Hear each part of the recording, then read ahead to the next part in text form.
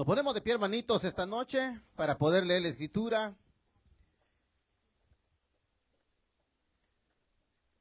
No les dije que íbamos a estudiar hoy, ¿verdad? El viernes anterior terminábamos ya Primera de Tesalonicenses. Y no les mencioné nada que íbamos a meditar, pero vamos a empezar a estudiar la segunda carta a los tesalonicenses. Terminábamos Primera de Tesalonicenses el viernes anterior. Hoy queremos dar inicio a la segunda carta.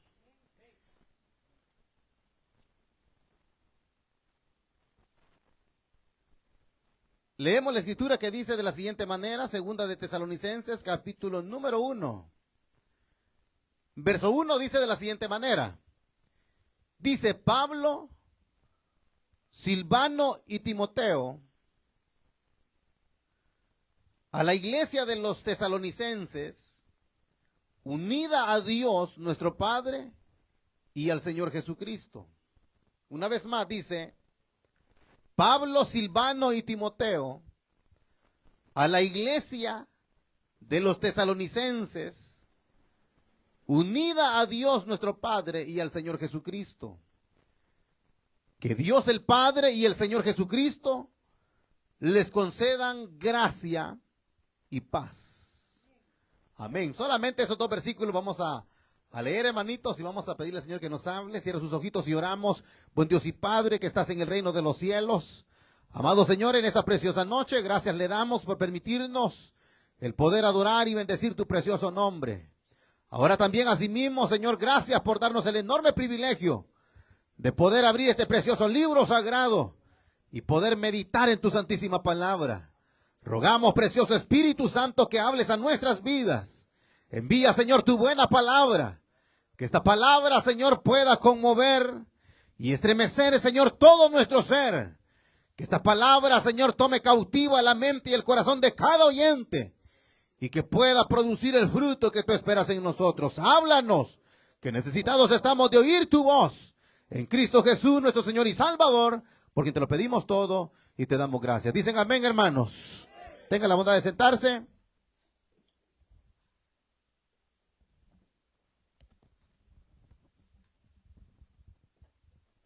Esta noche, hermanitos, hemos leído solamente estos primeros dos versículos. Y usted podría decir, ¿y qué vamos a meditar de esos dos versículos nada más, verdad?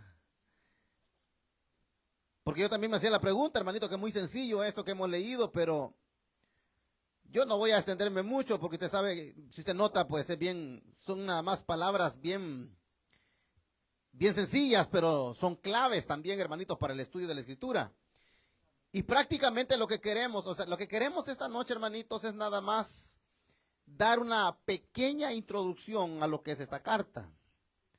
Pero para no dejarlo así nomás en el aire, para decirles, hermanitos, solamente vamos a estudiar la introducción a esta carta. Al final voy a mencionar lo que sería el tema de esta noche.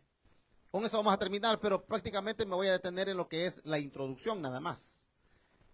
Para que podamos entender nosotros de dónde proviene esta segunda carta. De dónde proviene. Pero al final, como le digo, vamos a señalar este detalle y es la naturaleza de la iglesia. Eso es lo que vamos a meditar al final. Lo que es la naturaleza propia que la iglesia tiene. O la naturaleza propia que debería de tener la iglesia. Que debe o debería de tener. O sea, ahí vamos a terminar con ese punto. La naturaleza de la iglesia. ¿Cuál es la naturaleza propia de la iglesia? Ahora, yo voy a tratar, hermanitos, de ser breve y tratar también asimismo de no confundirlos con lo que es la introducción a esta carta. Ahora, note que al iniciar hoy con la segunda carta, vea que es un poco contradictorio y quizás un poco tonto lo que le voy a decir. Pero, se lo voy a hacer a manera de pregunta, ¿por qué cree que se le llama segunda de Tesalonicenses? Por lo digo bien sencillo. ¿Por qué creen que se le llama segunda de Tesalonicenses?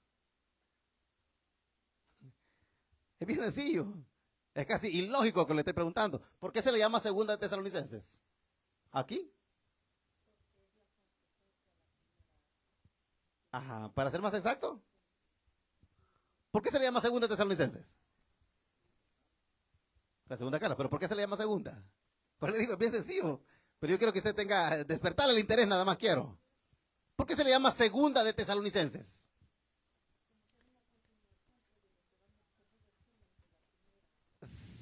Sí, la hermanita tiene la idea la hermanita, claro que sí, pero hay algo más sencillo y claro para decir nosotros, esta es segunda de Tesalonicenses. ¿Alguien no? No. Sencillo, porque está primera de Tesalonicenses. Pero le digo yo, bien sencillo, pero ¿por qué se le llama? Y así quiero empezar yo. ¿Por qué se le llama segunda de Tesalonicenses? Porque ya existe primera de Tesalonicenses, ya la estudiamos. Eso es bien sencillo. Ve que era fácil, ve que me respondieran eso. Era sencillo. Sí, la mayoría tenía la idea, la continuidad, sí. Pero ya vamos a desglosar todo eso, hermanito. Si esta es la continuidad de eso o no es la continuidad de eso. Ahora, le decía esto nada más para que podamos entrar en detalles. Oiga bien, ya el viernes anterior terminamos con Primera de Tesalonicenses. Y decíamos de que Primera de Tesalonicenses, ¿quién fue el autor? ¿Quién fue el autor? Pablo. Pero terminábamos diciendo que el autor principal, ¿quién era? Pablo. Porque si ustedes notan, bueno, me voy a adelantar con este punto. Al iniciar Primera de Tesalonicenses, Pablo inicia igual que la Segunda de Tesalonicenses. Pablo, Silvano y Timoteo. Y también cuando estudiábamos en el primer versículo de Primera de Tesalonicenses, dice lo mismo, Pablo, Silvano y Timoteo. Ahora, vea, Primera de Tesalonicenses, que ya estudiamos, se nos quedó claro, oye, nos quedó claro que en el autor principal fue Pablo. Aunque él menciona a Silvano y Timoteo, ya le expliqué todo eso, de dónde viene. Pero decíamos también y lo comprobábamos de que había momentos donde Pablo hablaba en primera persona y singular refiriéndose a él. Pero había momentos que él decía, nosotros les saludamos en el nombre del Señor. ¿Quiénes? Él, Pablo, Silvano y Timoteo. O sea, él metía a los otros dos como también que eran ayudantes en su ministerio, pero el autor principal, quien escribió la carta, fue el apóstol Pablo. O sea, eso nos quedó claro a nosotros con Primera de Tesalonicenses, que fue Pablo el autor principal de Primera de Tesalonicenses. Y decíamos de que Primera de Tesalonicenses es el escrito más antiguo que poseemos los cristianos. Y oiga bien, de todas las cartas que Pablo escribió, esa fue la primera y es la más antigua. Vea lo que le estoy diciendo. Esto es nada más un resumen de lo anterior. Es el escrito más antiguo que poseemos y es la primera carta que Pablo escribió.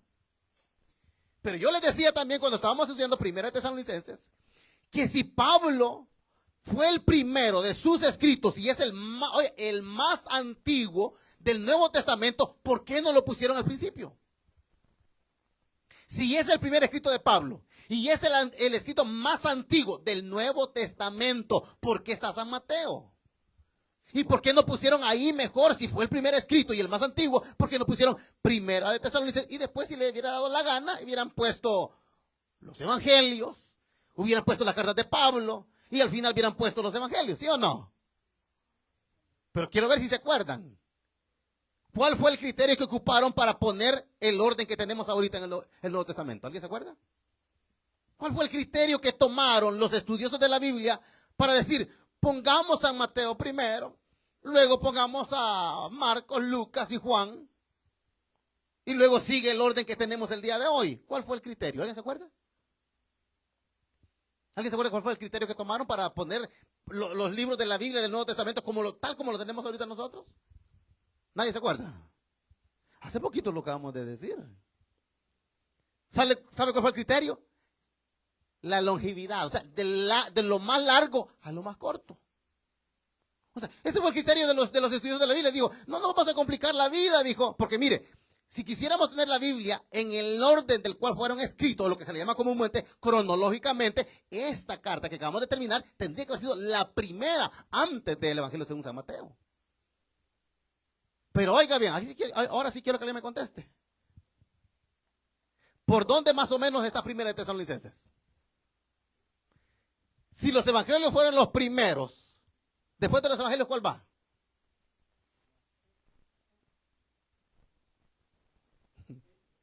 Ya ve. Están los 4 evangelios, Hechos de los Apóstoles, Romanos, Primera, Segunda de Corintios, Gálatas, Efesios, Filipenses, Colosenses, Primera de Tesalonicenses. ¿A dónde está el primer escrito? ¿A dónde fue a quedar? ¿A dónde más o menos? Díganlo. ¿A nadie va a contestar, pues? Sí, pero para hacerlo más claro, casi en medio del Nuevo Testamento lo vinieron a poner.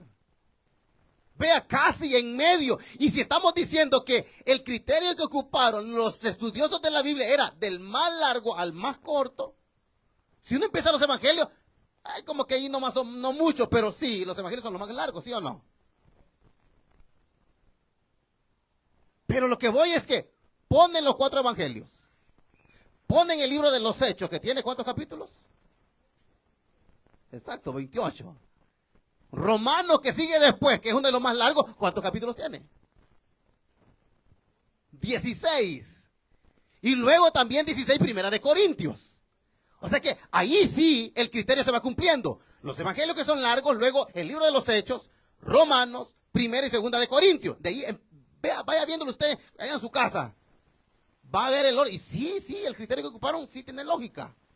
Pero vea que Primera de Tesalonicenses, que era el primer escrito, que tenía que haber estado primero, antes de San Mateo, lo vinieron poniendo a la mitad. A la mitad. Ahora, esto que le estoy diciendo nada más es un recuerdo, nada más, hermanito, un recordatorio. De lo que fue Primera de Tesalonicenses, que ya estudiamos. Ahora, sí nos queda claro que fue Pablo el autor, el que la escribió. Que nos quede algo bien claro. No todas las cartas que tenemos aquí son de Pablo. Oiga, no todas las cartas son de Pablo. Porque uno ve que, y esto es lo que también me voy a adelantar un poquito, Pablo, Silvano y Timoteo a la iglesia. Quiere decir que Pablo, Silvano y Timoteo escribieron la carta y se la envían a los tesalonicenses. Así fue Primera de Tesalonicenses. Y ahora viene y comienza lo mismo en Segunda de Tesalonicenses. Pero oiga bien, el hecho de que Pablo se ponga primero y diga que él está enviando la carta, no nos asegura que fue Pablo quien la escribió. Y eso es lo que vamos a quedar en claro hoy. Si Segunda de Tesalonicenses la escribió Pablo, ¿fue el autor o no fue él? Ahora, así nada más con lo que le acabo de decir, aquí nada más no es que ustedes lo sepan, solamente ustedes ¿qué creen? ¿Creen que Segunda de Tesalonicenses fue Pablo quien la escribió o no? ¿Qué creen aquí ustedes? Mi hermanita dice que sí. ¿Y ustedes? ¿Qué creen ustedes? ¿Sí fue Pablo o no? Sí, ¿todos están de acuerdo aquí? Pablo. ¿Y aquí, hermanito, alguien difiere de los de aquel lado? ¿Creen que también Segunda de Tesalonicenses Pablo la escribió igual que Primera? ¿Sí o no? ¿Sí? Amén. ¿Todos están de acuerdo? ¿También ustedes? Sí. ¿Perdón? Sí, también, igualito, exacto. Igualito, o sea, comienza, y eso es una de las cosas características, que ya lo vamos a ver eso. Porque empieza igualito, empieza Pablo. Entonces, vea la pregunta que le estoy haciendo. ¿Fue Pablo quien la escribió o no? Al nomás comenzar, y el hecho de ver de que uno dice, Primera dice Pablo, Silvano y Timoteo a la iglesia de los tesalonicenses. Pablo, Silvano y Timoteo a la iglesia, igualito, ¿verdad? Entonces, si fue Primera de Tesalonicenses Pablo, entonces también tiene que ser lo mismo, porque lo mismo comienza. Pero nos podemos equivocar. Y eso es lo que vamos a hacer. Por lo tanto, vamos a estudiar eso. Porque usted puede decir, es tan exacto lo que Pablo está diciendo, de que aparentemente sí fue Pablo. Pero ya vamos a ver. ¿Quieren que lo diga de un solo mejor? No dice la hermanita. No fue Pablo. Vea, igualito toda la introducción y muchas cosas, igualito como que fuera Pablo. Pero le acabo de decir, no todas las cartas que tienen el nombre de Pablo fue Pablo el escritor, no, se la adjudican a él. Lo ponen como que él fuera el autor, pero no fue el autor. Quien escribió Segunda de Tesalonicenses fueron sus discípulos. No fue él. Pero usted me puede decir, pero ¿y por qué está diciendo ahí Pablo, Silvano y Timoteo? Eso es lo que vamos a ver hoy. ¿Por qué aparece eso ahí?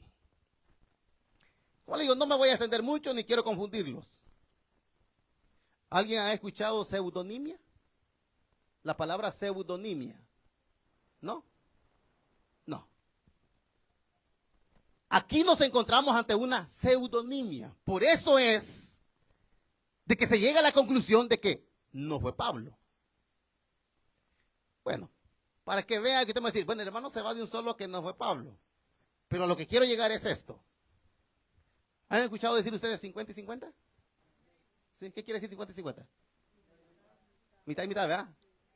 Vaya, sí respondieron todos. ¿Verdad? Bien, respondieron la mitad, ¿vieron? Ahí sí. El Camacho dice 50-50, ¿verdad? 50-50, exacto. Entonces, me voy a ir para allá al final esto. Los estudiosos de la Biblia han llegado, oiga, a la conclusión hasta hoy, ¿siglo qué? 21. Hoy, hasta el siglo XXI, se ha llegado a la conclusión, los eruditos del estudio de la Biblia, a que el 50% se lo dan a que Pablo le escribió. Y otros 50 de estudiosos le dan eso de que no fue él. Entonces, ¿cómo nos quedamos? ¿Fue Pablo o no fue Pablo? Si usted se va para el lado del 50 que fue Pablo, se va a encontrar con problemas. Y si se va a otra parte, a la otra mitad, se va a encontrar con problemas también. Porque en el siglo XVIII, que empezaron a dar los estudios más profundos, todos apuntaban a que era Pablo el autor, porque cómo está escrito, cómo las palabras que ocupa, decían, no, es que Pablo. Llegó el siglo XIX y siguieron con el pensamiento diciendo de que era Pablo el autor. Pero al llegar ahora al siglo XXI, donde ya hay más formas de cómo encontrarle a las cosas, han llegado a esa conclusión, mitad y mitad. Oiga, puede ser que dentro de 50 o 100 años, si es que llegamos a estar, que yo dudo, tal vez logran llegar a la conclusión quién fue. Si fue Pablo o fueron sus discípulos.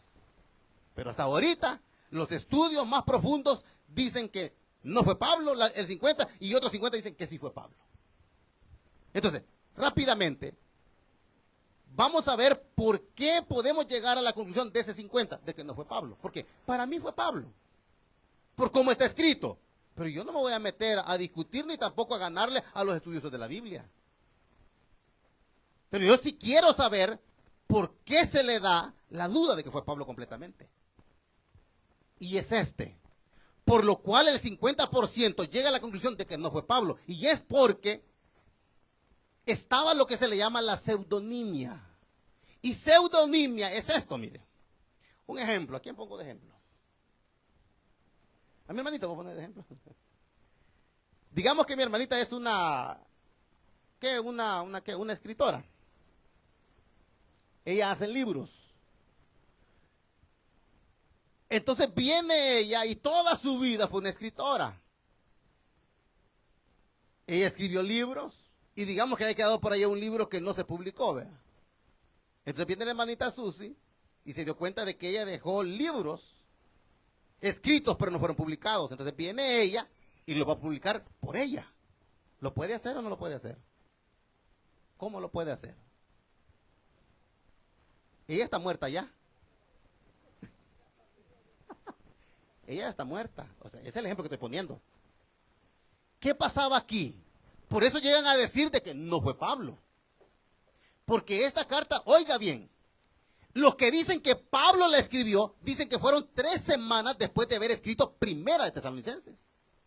Pero los que dicen el 50 que no fue Pablo, dicen que fue 10 años después que la escribió. Entonces, si Pablo estaba muerto, ¿cómo pueden llegar a decir y a escribir Pablo, Silvano y Timoteo si Pablo ya no existía?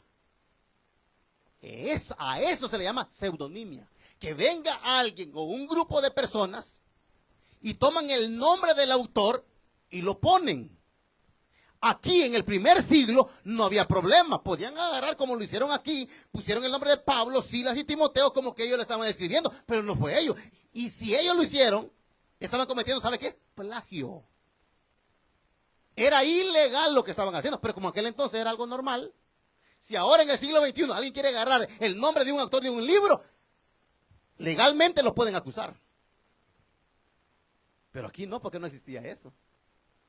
Por eso le digo, vinieron siglos y siglos y siglos y no atinaban hasta que ya en el siglo XVIII empezaron a estudiar que quién había sido.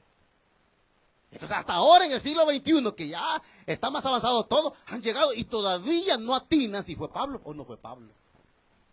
Pero ahora, ¿por qué se llega al 50%, al 50%, a la mitad de que no fue él, sino que fueron sus discípulos? Era porque ocuparon la pseudonimia. Ocuparon ese recurso de poder tomar el nombre de Pablo, escribirlo y dejarlo ahí como que había sido él, pero no fue él.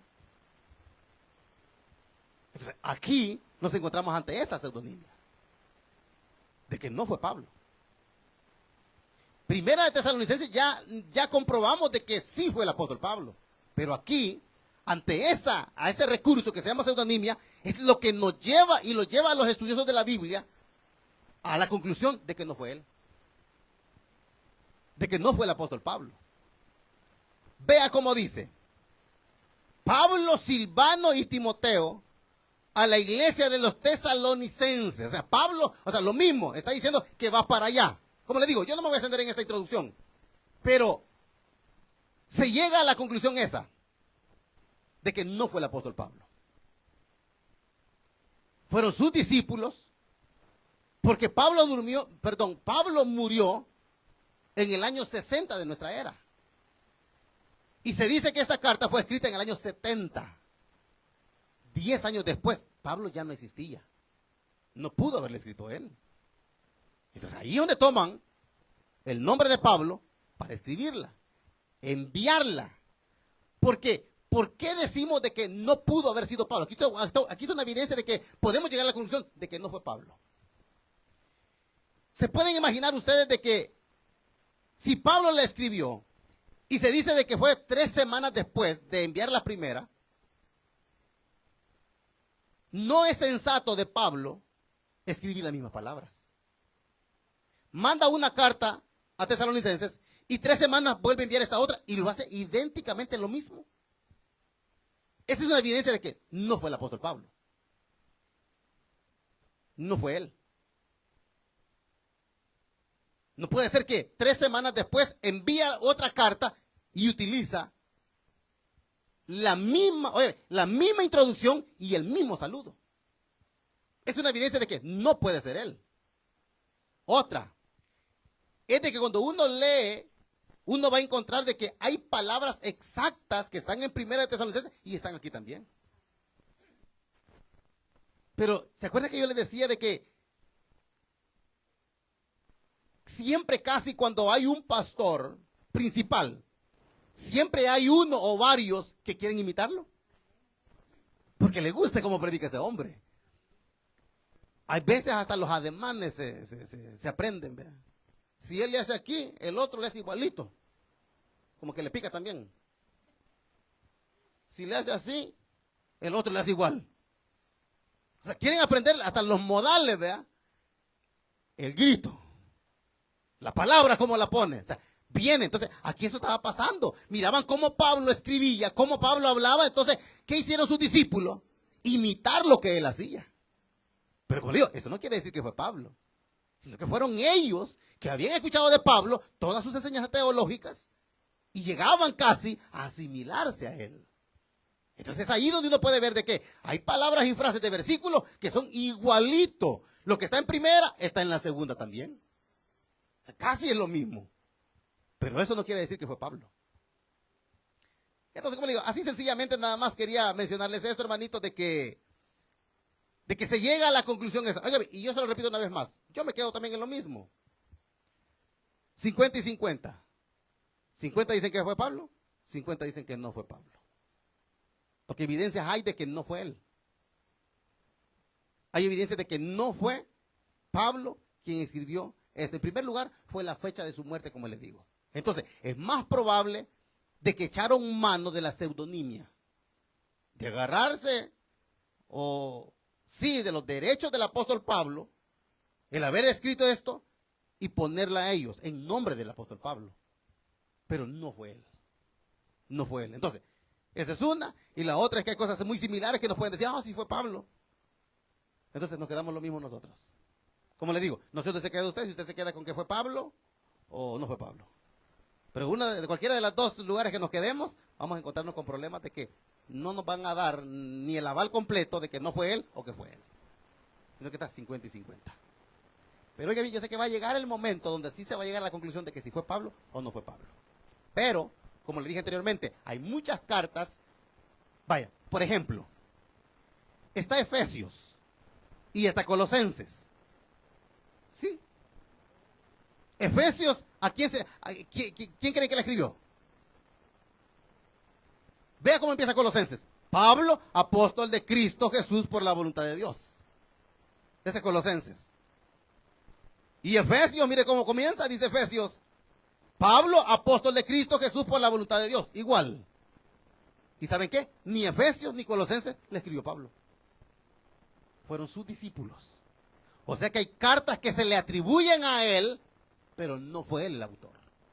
Entonces, lo mismo llegan ahora. Ahora, en cuanto a esos dos ejemplos que les pongo de Colosenses y Efesios, está comprobadísimo que no fue él. Se le atribuyen, pero no fue el autor. Pero en esta todavía están en los estudios si fue o no fue él. Así rápido nada más para que entendamos, hermanitos, lo que vamos a estudiar hoy. Ahora, eso es nada más para que tengamos un pequeño pensamiento de lo que es la introducción, pero eso no nos va a detener a atribuírsela a Pablo o a sus discípulos, lo que vamos a estudiar de aquí en adelante todos los viernes. Lo que queremos es sacar el mayor provecho a este escrito que es Segunda de Tesalonicenses. Entonces, entramos en detalle ya en el tema. Lo que vamos a estudiar ahora es la naturaleza de la iglesia. Es bien importante, y también voy a ser breve, hermanitos. La naturaleza propia que la iglesia tiene o debe de tener. Vea, dice una vez más, Pablo, Silvano y Timoteo. Aclarar esos tres nombres nada más. Voy a aclararlos. Pablo no hay necesidad de investigarlo ni de estudiarlo. Ya sabemos quién es Pablo, ¿sí o no? Pero ¿quién fue Silvano? ¿Quién fue Silvano? Silvano Pablo lo recluta y lo agarra como su discípulo o un consiervo suyo de su ministerio en el segundo viaje misionero. Y eso está en el libro de los Hechos. Lo agarra para sí y vea que se le llama Silvano, Silas, y hay un tercer nombre. Está en griego, que es Silas. En arameo, Silvano, pero si lo traducimos al hebreo, ¿sabe cuál es? Saúl. O sea que están los tres, Silas, Silvano y Saúl. Entonces a él lo recluta en el segundo, oigan, en el segundo viaje misionero. Cuando lo agarra a él, luego se encuentran con el tercero, que es Timoteo. ¿Quién era Timoteo? Era mitad, ¿qué? Sí, era gentil, griego. ¿Y la otra mitad? ¿Ah? Judío, exacto. Era mitad y mitad. Entonces viene Pablo y lo agarra. Pablo era hebreo, usted bien sabe, judío. Entonces él iba para la gentilidad, pero él dice, me hago para esto, para ganarme a esto, me hago a esto, para ganarme a esto. Entonces, él se iba a los judíos, que eran los de su sangre. Pero viene y agarra a Timoteo, que era mitad y mitad, para poder andarlo con el que tuvo que hacer. ¿Qué hizo? Circuncidarlo. ¿Por qué? Él dice, voy a andar a un medio gentil y un medio judío. Cuando vaya a la sinagoga, no me lo van a dejar entrar y no va a cobrar efecto el ministerio nuestro. Entonces, ¿qué hizo? Lo voy a circuncidar, dijo. Porque el papá es griego, dijo. Entonces, él lo hace para poder ganar a mayor número de personas para el evangelio. Entonces, ahí están las tres personas con las cuales empieza aquí. Pablo, Silvano y Timoteo. Ahora, viene, hagamos cuenta y caso que son ellos los autores, vaya. Ellos tres envían la carta, dice, oiga, a la iglesia de los tesalonicenses. Ellos tres, Pablo, Silas y Timoteo, a la iglesia de los tesalonicenses. Ahí viene la naturaleza, por eso le ponía el tema ese, la naturaleza que tiene la iglesia. Si yo le preguntara a ustedes, ¿qué es la iglesia para ustedes? ¿qué es esto para ustedes? Esto es la iglesia, ¿vea? O sea, no somos la iglesia, no somos parte de la iglesia, pero nosotros somos la iglesia aquí, ¿vea? Para usted, ¿qué es esto de venir los días viernes a este lugar? Adorar, levantar las manos, cantar, aplaudir, ofrendar, escuchar el mensaje, saludar a los hermanos e irnos. Venimos el domingo a hacer lo mismo. Vamos a los grupos familiares miércoles y los días sábados. ¿Qué significa para usted eso?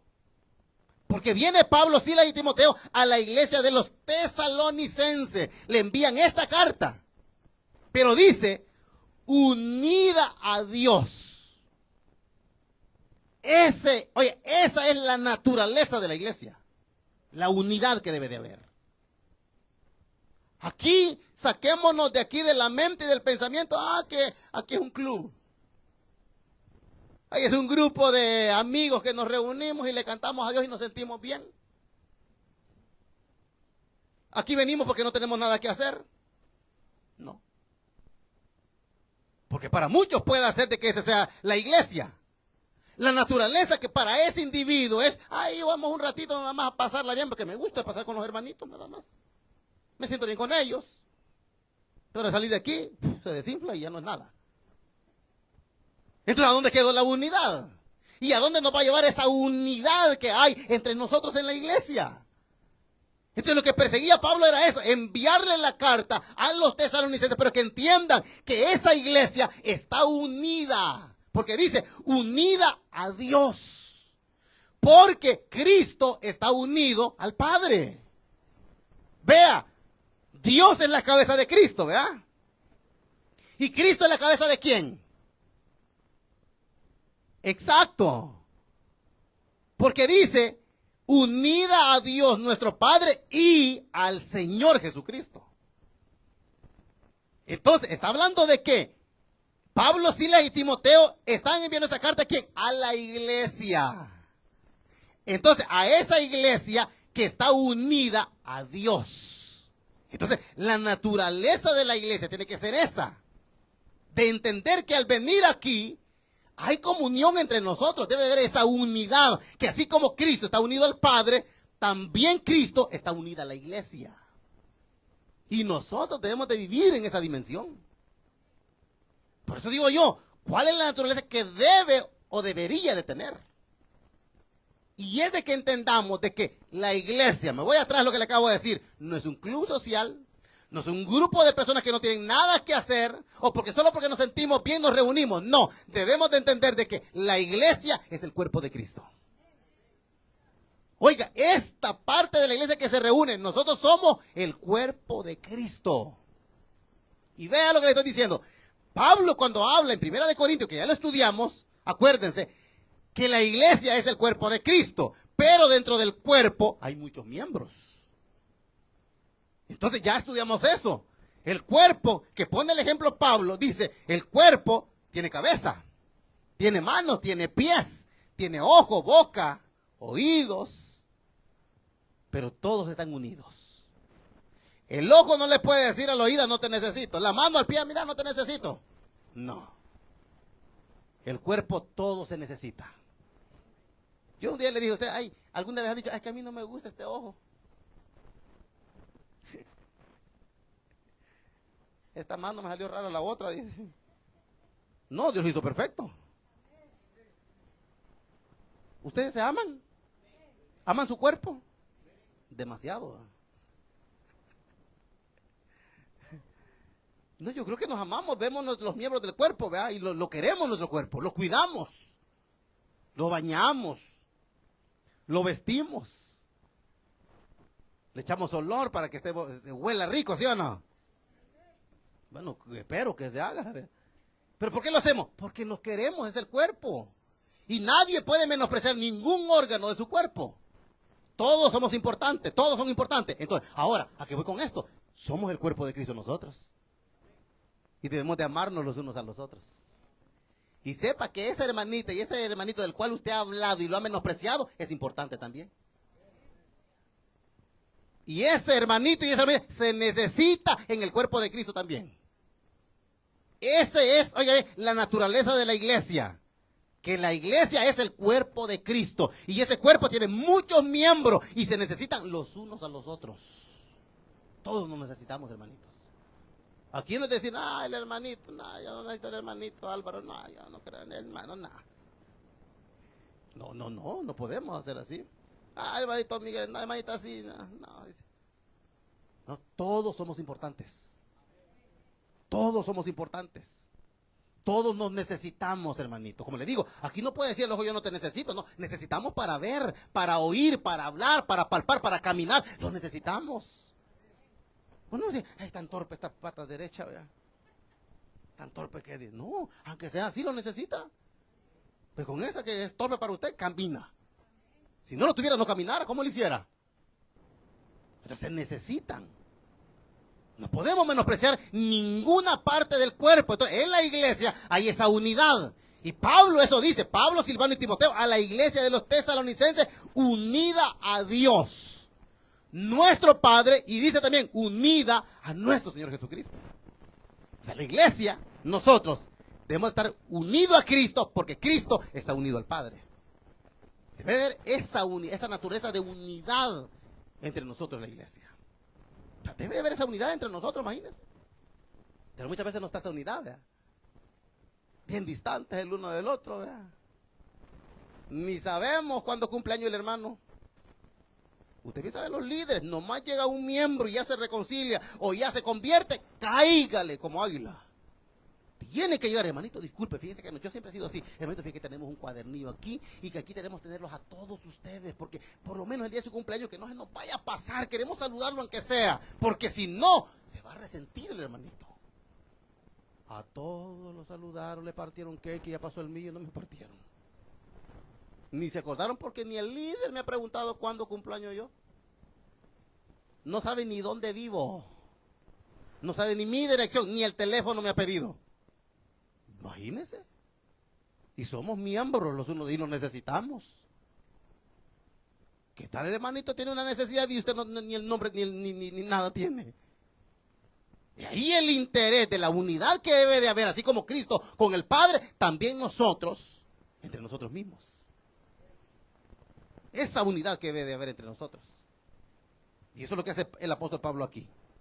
Dice, a la iglesia de los tesalonicenses, unida a Dios, nuestro Padre, y dice, unida al Señor Jesucristo. Ahora, esa es la naturaleza, que entendamos de que nosotros somos el cuerpo de Cristo y no somos una entidad cualquiera. No somos una entidad cualquiera, somos el cuerpo de Cristo. Somos la iglesia del Señor sobre la faz de la tierra, eso somos nosotros. Y eso es lo que venimos aquí, a llenarnos de su presencia. Nosotros somos los ojos de Él en esta tierra. Imagínense, somos la mente de Él. O sea que somos algo extraordinario nosotros. Algo extraordinario. Ahora, termino. Cuando está dando el saludo, la introducción a la carta que le escribe Pablo, Silvano y Timoteo a la iglesia de los tesalonicenses, les hace ver esa unidad que debe de haber. Pero ahora viene y les dice que Dios el Padre y el Señor Jesucristo les conceda gracia y paz.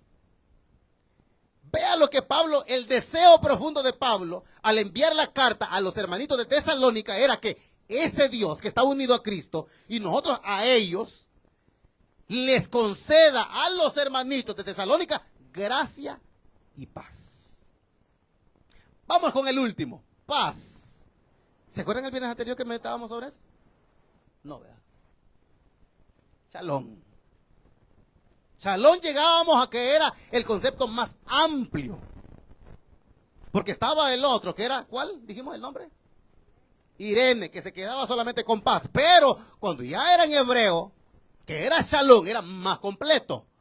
Y decíamos que Shalom es Dios de paz. Pero esa paz que Dios viene a darle a la iglesia debe de ser completa, plena, que no falta nada. Cuando Él viene a nuestra vida, ¿sí o no, que es lo que tiene que pasar? Esa paz que Él viene a darnos es plena, es completa, no nos falta nada. No nos debe de faltar nada, porque esa es la paz que viene a dar el Señor, no una paz cualquiera. Por eso Jesús se acuerda que dijo, mis pasos dejo, mis pasos doy. Y no como el mundo la da, dice. Porque el mundo da una paz, ¿qué? Pasajera. Una paz que ahora está bien en la fiesta y hasta el cumpleaños le cantan y sopla y come, pero después terminado se fue todo el gozo. Pero la paz que el Señor da, esa es permanente. Esa está hoy, está mañana, en medio de la prueba, de la enfermedad y de la escasez. La paz ahí está siempre. O sea, que aquí no es que un ratito me la da el Señor y proviene el problema y se me va la paz. No. Esa paz es plena. Es completa, o sea que la paz que Él da es una plenitud en el creyente. Entonces el deseo de Pablo al enviar la carta era esa, que Dios el Padre y el Señor Jesucristo les conceda paz. Pero esa paz que le digo es esa paz completa y plena. Pero otro de los deseos de Pablo era que les diera también gracia. ¿Y gracia qué es? Termino con eso. ¿Qué es gracia? ¿Ah? Es un regalo. ¿Se lo merece? No. Entonces, es un regalo inmerecido. Esa es gracia. Entonces, ¿qué quiere Pablo a través de la carta? Que el Dios y Padre y el Señor Jesucristo les conceda paz completa, plena. Y les dé esa gracia también. Esa gracia que solamente Él la pudo darnos a nosotros. Esa gracia. Y la gracia es Cristo. Es ese regalo inmerecedero. No lo merecíamos. Pero Él nos lo dio en Cristo Jesús. Bueno, una gracia, es una dádiva, es un regalo. Esa es gracia, un regalo. Y cuando usted le dan algo, un regalo, ¿qué dice? Gracias, vea. Entonces es una gracia que Dios nos vino a dar a nosotros a través de Cristo. Amén. Muy sencillo, hermanito, no quise llevarlos a otro. Como digo, enredarlos, pero más o menos que tengamos una noción de lo que vamos a empezar a estudiar ahorita, de aquí en adelante, si Señor lo permite, cada viernes. Y es esta pequeña introducción de que llegamos a la conclusión de que mitad dicen que es Pablo, mitad dicen que fueron sus discípulos. Pero que vamos a estudiar esto y de una u otra forma, sea Pablo o no sea Pablo, queremos sacar el mayor provecho a lo que esta carta quiere llevarnos a cada uno de nosotros. Amén. Vamos a ponernos de pie, hermanitos, vamos a orar.